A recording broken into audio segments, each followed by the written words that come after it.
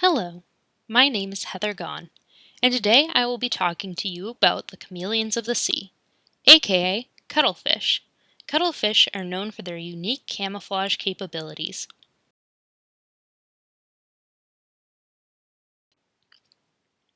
What are cuttlefish, you may ask?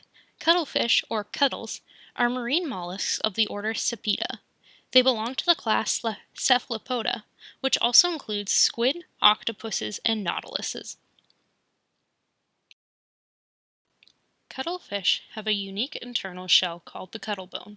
They also have large, W-shaped pupils, 8 arms, and 2 tentacles furnished with denticled suckers, which they use to secure their prey. Cuttlefish generally range in size from 15 to 25 centimeters, or 6 to 10 inches, with the largest species, Sepia apama, as seen here, reaching 50 centimeters, or 20 inches in mantle length, and over 10.5 kilograms, or 23 pounds, in mass.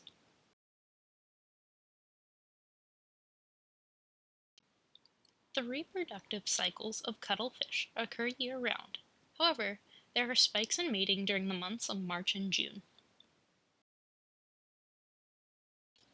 Cuttlefish are dioecious, meaning they have separate male and female sexes.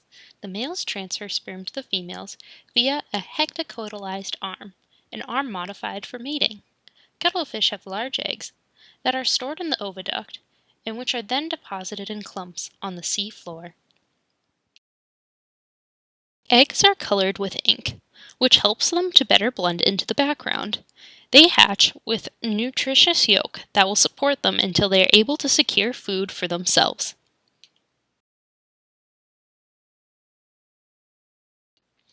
Depending on the species, the lifespan of cuttlefish is only around 1 to 2 years. Cuttlefishes are masters of camouflage.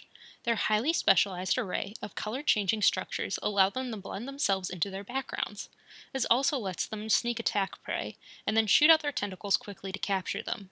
They use their tentacle suckers to hold onto their prey while they bring it back towards their beak. Cuttlefishes eat mainly crustaceans and small fishes. Cuttlefish's primary predators are typically larger fish like sharks, monkfish, and swordfish. Cuttlefish are known as the chameleons of the sea due to their ability to rapidly alter their skin color, which can occur within 1 second.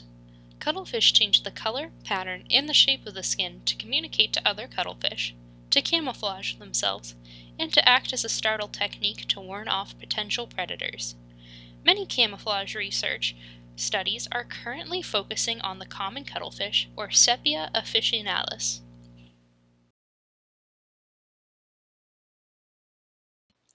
Cuttlefish's skin consists of 3 vertically arranged optical components that enable it to absorb or reflect different colors. The luciphore, which reflects light uniformly over the entire visible spectrum, the eratophore, a reflector made up of a stack of thin films, and the chromatophore. According to Daravi et al., 2014, cuttlefish have special pigment-containing cells, called chromatophores, which allows them to change the color and the pattern of their skin in response to visual information. By studying these neurally controlled cells, the scientists uncovered the nanoscale photonic devices behind the cuttlefish's color-changing ways. Chromatophores were previously considered to be pigmentary organs that acted simply as selective color filters, but Daravi et al. 2014's results suggest that they play a more complex role. They contain luminescent protein nanostructures that enable the cuttlefish to make quick and elaborate changes in its skin pigmentation.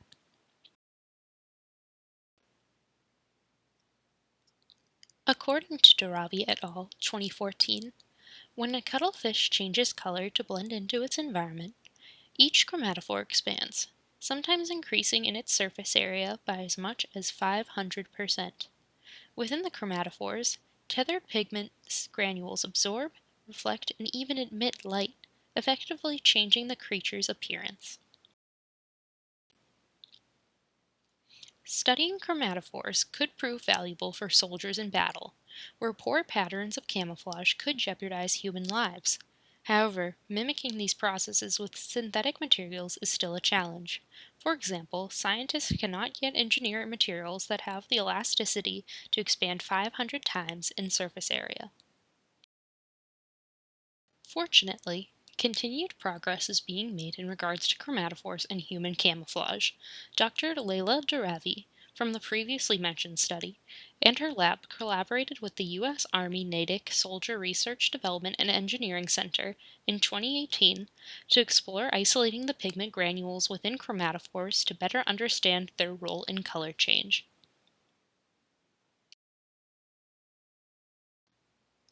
The researchers discovered that these granules have remarkable optical qualities, and they used them to make thin films and fibers that could be incorporated into textiles, flexible displays, and future color changing devices.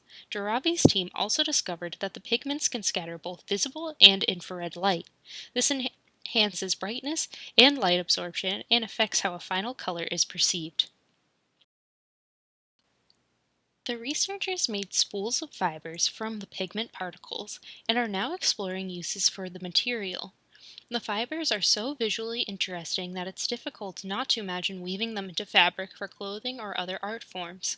But perhaps the most exciting possible application is wearable, flexible screens and textures that are capable of adaptive coloration. The color and pattern changing abilities of cuttlefish via chromatophore neuromuscular organs is unparalleled. But cuttlefish also have a unique muscular hydrostat system in their skin.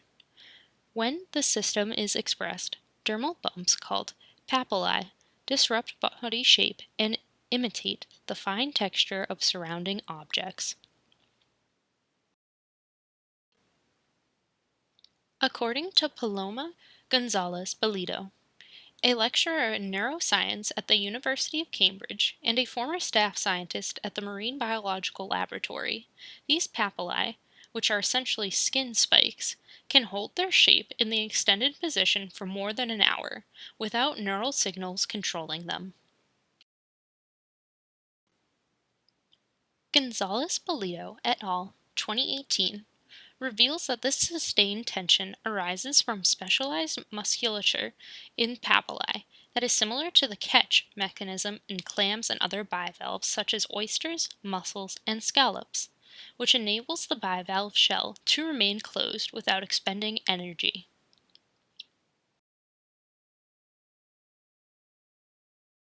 The catch mechanism allows a bivalve to snap its shell shut and keep it shut should a predator come along to try to nudge it open. Rather than using energy to keep the shell shut, the tension is maintained by smooth muscles that fit it like a lock and key until a chemical signal or a neurotransmitter releases them. A similar mechanism may be at work in cuttlefish papillae. Gonzalez Bellido et al. 2018 discovered a motor nerve dedicated exclusively to papillary and skin tension control that originates not in the brain, but in a peripheral nerve center called the stellate ganglion. The team also found that the neural circuit for papillae action is remarkably similar to the neural circuit in squid that controls skin iridescence. Since cuttlefish don't have tunable iridescence, and squid don't have papillae, this finding raises interesting questions about the evolution and function of neural circuit in different species. Gonzalez Bellido et al. 2018 hypothesized that the neural circuit for iridescence and for papillae control originates from a common ancestor to squid and cuttlefish, but further research is needed. This research on neural control of flexible skin, combined with anatomical studies of the novel muscle groups that enable such shape-shifting skin, has applications for the development of new classes of soft materials that can be engineered for a wide array of uses in industry, society, and medicine. The ocean can be a dangerous place, and being a soft-bodied mollusk is not ideal, given that so many capable predators abound. But luckily, cuttlefish are masters of disguise. Cuttlefish rely on sophisticated tissues, the chromatophores, iridophores, luciophores, and papillae, to blend in with their surroundings and disrupt their body outlines, making them much more difficult to locate by sight. Throughout history, people have dreamed of ways to make themselves invisible, and now researchers are looking to cuttlefish to understand their camouflage techniques. I hope you enjoyed this presentation and that you've learned something new about the chameleons of the sea.